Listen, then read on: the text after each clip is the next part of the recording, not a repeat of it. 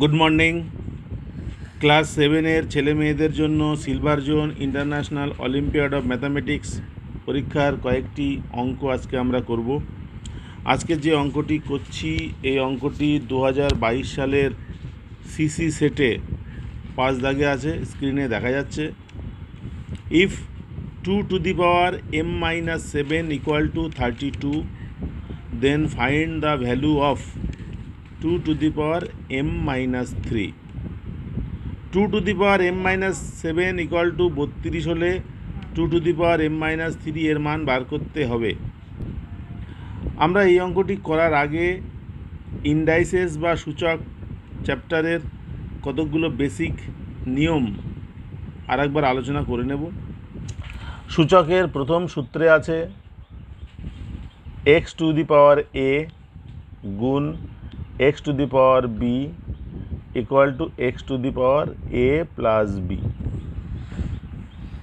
এক্সটাকে বলে বেজ, এটাকে বলে পাওয়ার।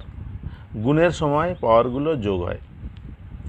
2 নম্বর সূত্র আছে x to the power m ভাগ x to the power n equal to x to the power m minus n। গুণের সময় পাওয়ারগুলো যোগ হয়, ভাগের সময় পাওয়ারগুলো বিয়োগ হয় এবং প্রথমটা থেকে দ্বিতীয়টা বাদ যায়। 3 নম্বর একটি সূত্র আছে, কোনো কিছু পাওয়ার 0 হলে তার মান 1 হয়।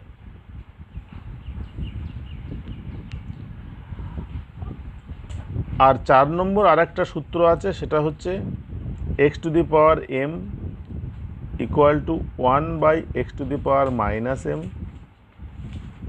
আবার এইভাবে লেখা যায় x to the power minus m equal to 1 by x to the power m। আমরা সংক্ষেপে এই 4টে সূত্র আলোচনা করলাম। আমরা যে অঙ্কটি করব সেই অঙ্ক করতে গেলে এই সূত্রগুলোর ব্যবহার লাগবে। এবার আমরা আমাদের অঙ্কটা লিখি। অঙ্কটা ছিল 2 to the power m minus 7 equal to 32। আমরা 32 এর উৎপাদক বার করব। 2 দিয়ে 32কে ভাগ করলে হয় 16, 2 দিয়ে 16কে ভাগ করলে হয় 8, 2 দিয়ে 8কে ভাগ করলে হয় 4, 2 দিয়ে 4কে ভাগ করলে হয় 2।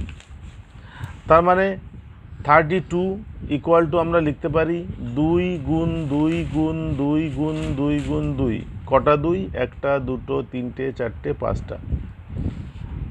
এভাবে আমরা লিখতে পারি 32 ইকুয়াল টু 2 গুণ 2 গুণ 2 গুণ 2 গুণ 2, তার মানে 2 to the power 5। এখানে আমি লিখি অতএব 2 to the power m minus 7 equal to 2 to the power 5। আমরা এখানে সূত্র লিখেছিলাম, এখানে আরেকটি সূত্র লেখার দরকার, সেটা হলো x to the power a equal two x to the power b হলে a ইকুয়াল টু b হবে।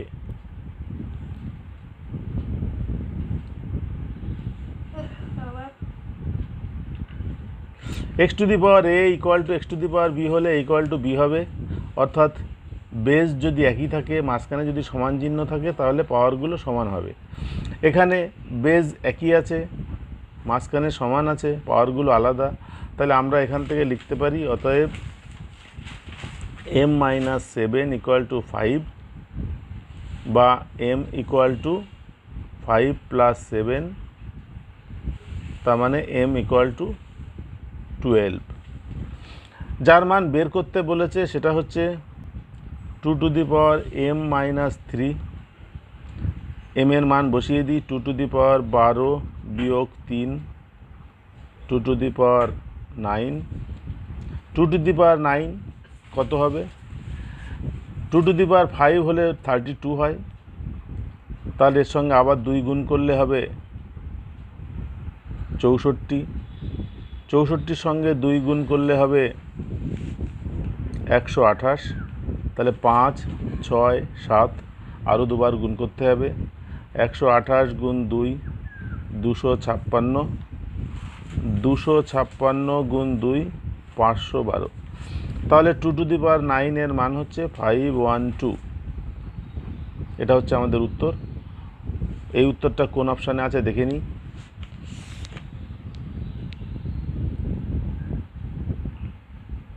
ফাইভ ওয়ান টু আছে বি দাগে, তাহলে এই অঙ্কের উত্তর হচ্ছে বি। আমরা আরও একটি অঙ্ক করব, এর থেকে একটু বেশি কঠিন। এবার যে অঙ্কটা করছি এই অঙ্কটা এসেছিল 2022 সালের বিবি সেটে, silver zone international olympiad of mathematics পরীক্ষায়, ক্লাস 7, 4 দাগে আছে। If 3⁸x minus 32 equal to 4⁸28 minus 7x, then find the value of 3⁸x minus 5। আর যার মান বার করতে হবে সেটা হচ্ছে 3⁸x minus 5। তাহলে এই অঙ্কটাকে একটু লিখি। 3⁸8x বাই 3�32 হবে। বেজ একই থাকলে ভাগের সময় পাওয়ারগুলো বিয়োগ হয়, এখানে বিয়োগ আছে, প্রথমটা থেকে দ্বিতীয়টা বাদ যায়, তার মানে প্রথমটা ভাগ দ্বিতীয়টা হবে, ইকুয়াল টু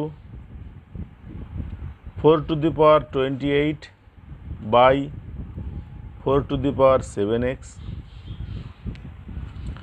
আমরা এবারে কোনাকুনি গুণ বা বজ্র গুণ, ইংরেজিতে যাকে বলে ক্রস মাল্টিপ্লিকেশান, সেই ক্রস মাল্টিপ্লিকেশান করব।